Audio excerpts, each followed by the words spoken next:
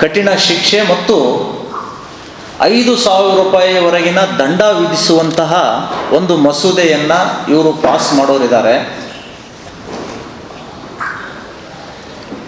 ಇದು ಕೇವಲ ದ್ವೇಷ ಭಾಷಣ ಎಲ್ಲ ಸಮುದಾಯಕ್ಕೆ ಅನ್ವಯ ಆಗುವಂತೆ ಅಂತ ಅವ್ರು ಹೇಳ್ತಾರೆ. ಆದರೆ ಗುರಿ ಮಾತ್ರ ಹಿಂದೂ ಸಮಾಜ, ಹಿಂದೂ ನಾಯಕರ ಮೇಲೆ.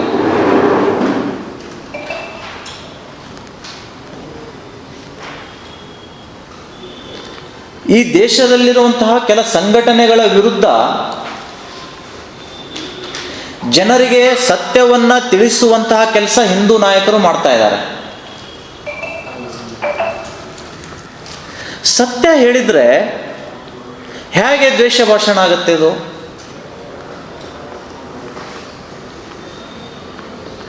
ಸತ್ಯ ಹೇಳಬಾರ್ದು ಅನ್ನುವ ಕಾರಣಕ್ಕಾಗಿಯೇ ಸಂವಿಧಾನ ಕೊಟ್ಟಂತಹ ವಾಕ್ ಸ್ವಾತಂತ್ರ್ಯವನ್ನು ಹಿಂದೂಗಳಿಂದ ಕಸಿದುಕೊಳ್ಳುವಂತಹ ಒಂದು ದೊಡ್ಡ ಷಡ್ಯಂತ್ರ ಕರ್ನಾಟಕ ಸರ್ಕಾರ ಮಾಡಲಿಕ್ಕೆ ಹೊರಟಿದೆ. ಈ ಮಸೂದೆ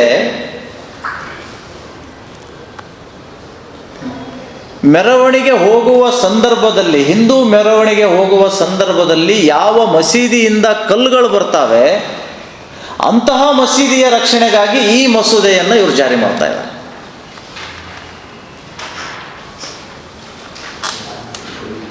ಅದ್ರ ಜೊತೆಗೆ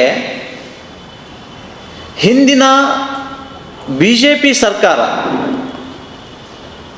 ಗೋ ಹತ್ಯಾ ತಡೆ ಕಾಯ್ದೆಯನ್ನು ರಚನೆ ಮಾಡಿತ್ತು ಮತ್ತು ಅಕ್ರಮವಾಗಿ ಕಸಾಯಿಖಾನೆಗೆ ಸಾಗಿಸುವಂಥ ವಾಹನಗಳ ಮೇಲೆ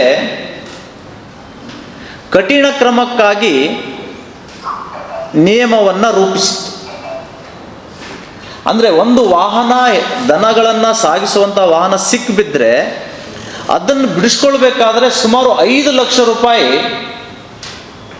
ಬ್ಯಾಂಕ್ ಗ್ಯಾರಂಟಿಯನ್ನು ತೋರಿಸಿ ಅದನ್ನು ರಿಲೀಸ್ ಮಾಡಿಕೊಳ್ಳುವಂಥ ಒಂದು ನಿಯಮವನ್ನು ಹಿಂದಿನ ಸರ್ಕಾರ ರೂಪಿಸಿತು.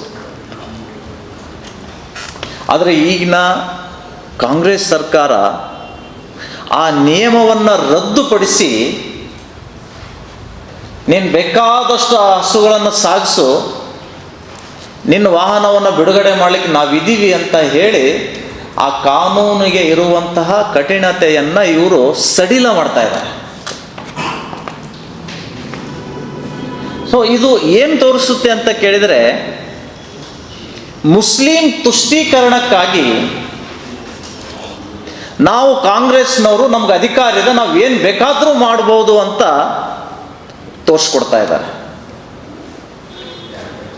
ಇದು ಅತ್ಯಂತ ಕಳವಳಕಾರಿಯಾಗಿರುವಂಥದ್ದು. ಬಸವ ತತ್ವ ಅನ್ನುವಂತಹ ಸಂದೇಶದ ಮೇಲೆ ನಮ್ಮ ಸರ್ಕಾರ ನಡೆಯುತ್ತೆ ಅಂತ ನೀವು ಹೇಳ್ತೀರಿ.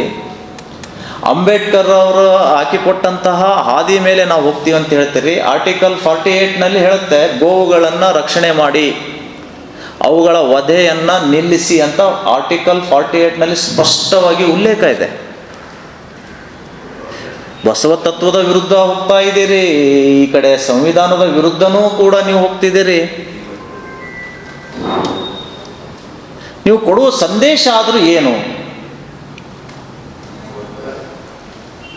ಸರ್ಕಾರದ ಈ 2 ಮಸೂದೆಗಳ ವಿರುದ್ಧ ಇಡೀ ಹಿಂದೂ ಸಮಾಜ ಕಾಂಗ್ರೆಸ್ ಪಕ್ಷದ ವಿರುದ್ಧ ಆಕ್ರೋಶವನ್ನು ವ್ಯಕ್ತಪಡಿಸ್ತಾ ಇದೆ. ಇದರ ಪರಿಣಾಮ ಮುಂದಿನ ಚುನಾವಣೆಯಲ್ಲಿ ನಿಮಗೆ ಖಂಡಿತ ಆಗುತ್ತೆ ಅನ್ನುವಂತಹ ಎಚ್ಚರಿಕೆಯನ್ನು ನಾನು ಕೊಡ್ತಾ ಇದ್ದೇನೆ. ನವೆಂಬರ್ 29 ನಾವೊಂದು ನಗರದಲ್ಲಿ ಹೋರಾಟ ಮಾಡಿದ್ದೀವಿ. ಅಕ್ರಮ ಕಸಾಯಿಖಾನೆಗಳನ್ನು ಮುಚ್ಚಬೇಕು ಮತ್ತು ನಗರ ಪ್ರವೇಶ ಮಾಡುವಂತಹ ಎಲ್ಲ ವಾಹನಗಳ ತಪಾಸಣೆಗಾಗಿ ಚೆಕ್ ಪೋಸ್ಟ್ ಹಾಕಬೇಕು ಅಂತ ಹೇಳಿ ಗೃಹ ಮಂತ್ರಿಗಳಿಗೆ ಮನವಿ ಸಲ್ಲಿಸಿದ್ವಿ. ದುರಂತ ಅಂದರೆ 10 ದಿನ ಕಳೆದರೂ ಕೂಡ ಒಂದೇ ಒಂದು ಚೆಕ್ ಪೋಸ್ಟ್ ಇಲ್ಲಿಯ ಪೊಲೀಸ್ ಆಯುಕ್ತರು ಹಾಕಿಲ್ಲ. ಅಕ್ರಮ ಕಸಾಯಿಖಾನೆಗಳನ್ನು ಮುಚ್ಚಲಿಕ್ಕೆ ಮಹಾನಗರ ಪಾಲಿಕೆಯವರು ಪ್ರಯತ್ನ ಮಾಡಿಲ್ಲ. ಬಹುಶಃ ಅವರು ಹೇಳ್ಬೋದು, ನೀವೆಲ್ಲ ಯಾರೋ ಹಾದಿಗೆ ಹೋಗೋ ದಾಸಾಯನ ಮಾತು ಕೇಳಿ ನಾವು ಚೆಕ್ ಪೋಸ್ಟ್ ಹಾಕೋಕ್ಕಾಗತ್ತೇನ್ರಿ ಅಂತ ಅನ್ಬೋದು.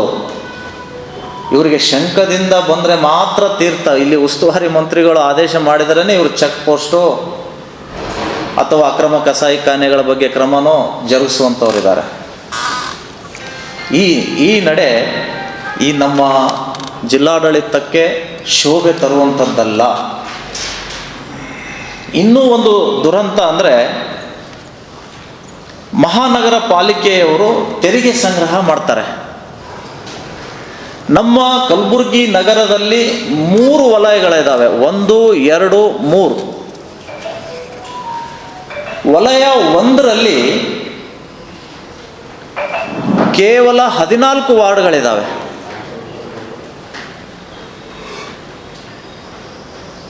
ವಲಯ 2ರಲ್ಲಿ 20, 3ರಲ್ಲಿ 21 ವಾರ್ಡ್. ಹೀಗೆ ಒಟ್ಟು 55 ವಾರ್ಡ್ಗಳಿದ್ದಾವೆ. ವಲಯ 1ರಲ್ಲೇ ವಾರ್ಷಿಕವಾಗಿ 20 ಕೋಟಿ ರೂಪಾಯಿ ತೆರಿಗೆ ಸಂಗ್ರಹ ಆಗುತ್ತೆ. ಇವರು ತೆರಿಗೆ ಕೊಡದೇ ಇದ್ದರೂ ಕೂಡ ಅವ್ರ ಮನೆ ಮುಂದೆ ಹೋಗಿ ವಸೂಲಿ ಮಾಡ್ತಾರೆ ಇವರು. ಆದರೆ ವಾರ್ಡ್ ನಂಬರ್ 2 ಮತ್ತು 3 ಇಲ್ಲಿ ವಾಣಿಜ್ಯ ಕೇಂದ್ರಗಳಿದ್ದಾವೆ. 2 ಮತ್ತು 3ರಲ್ಲಿ ಸಿಕ್ಕಾಪಟ್ಟೆ ಇಲ್ಲಿ ವ್ಯವಹಾರ ಆಗುತ್ತೆ. ಈ 2 ಮತ್ತು 3 ವಾರ್ಡಿನ ತೆರಿಗೆಯ ಮೊತ್ತ ನಿಮಗೆ ಆಶ್ಚರ್ಯ ಆಗುತ್ತೆ, 4 ರಿಂದ 5 ಕೋಟಿ ಮಾತ್ರ. ವಲಯ 1ರಲ್ಲಿ 20 ಕೋಟಿ ಹಣ ಸಂಗ್ರಹ ಆಗುತ್ತೆ. ಈ 2 ಮತ್ತು 3 ವಾರ್ಡ್ನಲ್ಲಿ ಕೇವಲ 5 ಕೋಟಿ ತೆರಿಗೆ ಹಣ ಸಂಗ್ರಹ ಆಗುತ್ತೆ. ಅಂದರೆ ಯಾಕೆ ಕಣ್ಣು ಮುಚ್ಕೊಂಡು ಕೂತ್ಕೊಂಡ್ರು ಇಲ್ಲಿ ಅಧಿಕಾರಿಗಳು? ಆಮೇಲೆ ಆ ಮಹಾನಗರ ಪಾಲಿಕೆಯಲ್ಲಿ ಮೊನ್ನೆ ಇಂಟರ್ನಲ್ ಟ್ರಾನ್ಸ್ಫರ್ ಅಂತ ಆಗಿದೆ. 55 ಹುದ್ದೆಗಳು, ಅಧಿಕಾರನೇ ಇಲ್ಲ ಆಯುಕ್ತರಿಗೆ. ಪ್ರಭಾವ ಮತ್ತು ಹಣವನ್ನು ನೀಡಿ ವಲಯ 1ಕ್ಕೇ ಬಹಳಷ್ಟು ಜನ ಸೇರ್ಕೊಂಡು ಬಿಟ್ಟಿದ್ದಾರೆ. ಅಲ್ಲಿದ್ದಂಥವ್ರನ್ನೆಲ್ಲ ಕಿತ್ತು ಹಾಕಿ ಬೇರೆ ಬೇರೆ ದುಡ್ಡು ಇದ್ದಂಥವ್ರು, ರೆಕಮೆಂಡ್ ಇದ್ದಂಥವ್ರು ಬಂದು ಕೂತ್ಕೊಂಡು ಅಕ್ರಮ ಅವ್ಯವಹಾರಗಳ ತಾಣ ವಲಯ 1 ಆಗಿದೆ. ಯಾಕಂದರೆ ಸಿಕ್ಕಾಪಟ್ಟೆ ಅಲ್ಲಿ ಸೋರ್ಸ್ ಬರ್ತಾ ಇದೆ. ಇದನ್ನು ನಮ್ಮ ಉಸ್ತುವಾರಿ ಮಂತ್ರಿಗಳು ಕೇಳೋದೇ ಇಲ್ಲ. ಆಡಳಿತ ಹೇಗೆ ನಡೆಸಬೇಕು, ಕಂದಾಯ ಹೇಗೆ ವಸೂಲಿ ಮಾಡಬೇಕು, ಕಲಬುರಗಿ ಹೇಗೆ ಡೆವಲಪ್ ಆಗಬೇಕು ಅನ್ನುವಂಥರ ಬಗ್ಗೆ ಕಿಂಚಿತ್ತೂ ಕಾಳಜಿ ಇಲ್ಲದೇ ಬಂದಾಗೊಮ್ಮೆ ಮೋದಿ ಶೂಟು, ಮೋದಿ ಬೂಟು, ವಾದ್ರಾ, ನಮ್ಮ ಜಿಲ್ಲೆಗೆ ಸಂಬಂಧ ಇಲ್ಲಾರ್ದಂಥ ವಿಷಯಗಳನ್ನೇ ಅವರು ಇಲ್ಲಿ ಉದ್ರಿ ಭಾಷಣ ಮಾಡಿ ಹೋಗುವಂಥ ಸ್ಥಿತಿ ನಮ್ಮ ಉಸ್ತುವಾರಿ ಮಂತ್ರಿಗಳದ್ದಾಗಿದೆ. ಇದ್ರ ಬಗ್ಗೆ ಗಮನ ಹರಿಸಿ. 55 ಟ್ರಾನ್ಸ್ಫರ್ ಯಾಕಾಯಿತು, ಹೇಗೆ ಆಯಿತು? ನಾವು ಮಾಹಿತಿ ಕೇಳಿದ್ದೀವಿ ಸರ್. ವಲಯ 1ಕ್ಕೆ ಬಸವರಾಜ್ ಹೊಗ್ಗೆ ಅನ್ನುವಂಥವ್ರ ಬಗ್ಗೆ ಮಾಹಿತಿ ಕೇಳಿದರೆ, ಸರ್ಕಾರ ಆದೇಶ ಹೊರಡಿಸಿದಂಥದ್ದು, ಇಲಾಖೆ ಆದೇಶ ಹೊರಡಿಸಿದಂಥದ್ದು ಅದು ವೈಯಕ್ತಿಕ ಮಾಹಿತಿ ಆಗಿರುವುದರಿಂದ ನಿಮಗೆ ಮಾಹಿತಿ ಕೊಡಲು ಬರುವುದಿಲ್ಲ. ನಿಯಮಗಳು ರೂಪಿಸುವವರೇ ಅಲ್ಲಿಯ ಅಧಿಕಾರಿಗಳಾಗಿದ್ದಾರೆ. ಈ ಪರಿಸ್ಥಿತಿ ನಮ್ಮ ಕಲಬುರಗಿಯಲ್ಲಿ ನಿರ್ಮಾಣ ಆಗಿದೆ. ಇನ್ನು ಕೊನೆಯದಾಗಿ ಏನು ಅಂತ ಕೇಳಿದರೆ, ದಿಲ್ಲಿಯಲ್ಲಿ ಬಾಂಬ್ ಬಿದ್ದಾಗ ಬಾಯಿ ಬಿಡದಂತಹ ಬಾನು ಮುಸ್ತಕ್ 33 ವರ್ಷದ ಹಳೆಯ ಘಟನೆಯನ್ನು ಕೆದಕಿ ಬಿದ್ದಿದ್ದು ಬಾಬ್ರಿ ಮಸೀದಿ ಅಲ್ಲ, ಭಾರತದ ಭಾತೃತ್ವ ಮುರಿದೋಗಿದೆ ಅಂತ ಸ್ಟೇಟ್ಮೆಂಟ್ ಕೊಡ್ತಾರೆ. ಯಾಕೆ ದಿಲ್ಲಿ ಬಾಂಬ್ ಬಿದ್ದಾಗ ಅಲ್ಲಿ ಭಾತೃತ್ವ ಹಾಳಾಗಲಿಲ್ಲ? 47ರಲ್ಲಿ ದೇಶ ವಿಭಜನೆ ಆದಾಗ ಭಾತೃತ್ವ ಹಾಳಾಗಲಿಲ್ಲ?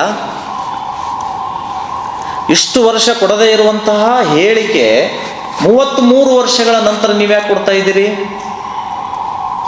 ಇದರಿಂದ ಸ್ಪಷ್ಟವಾಗಿದೆ, ನೀವು ಸಾಹಿತಿ ಆದರೂ ಕೂಡ ನಿಮ್ಮಲ್ಲಿರುವಂತಹ ಮಾನಸಿಕತೆ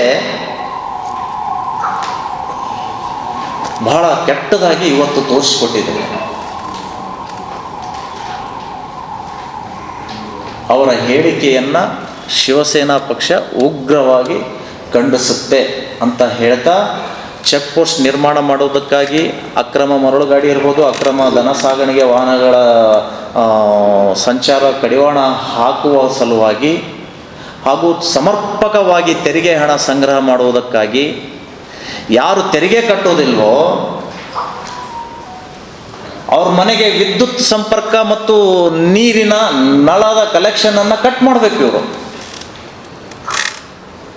ಕಟ್ಟಿರುವಂತಹ ಪರ್ಮಿಷನ್ ತೆಗೆದುಕೊಂಡು ಕಟ್ಟಿರುವಂತಹ ಬಿಲ್ಡಿಂಗ್ಗಳನ್ನು ಬಂದು ಕೆಡವುತ್ತೀರಿ ನೀವು.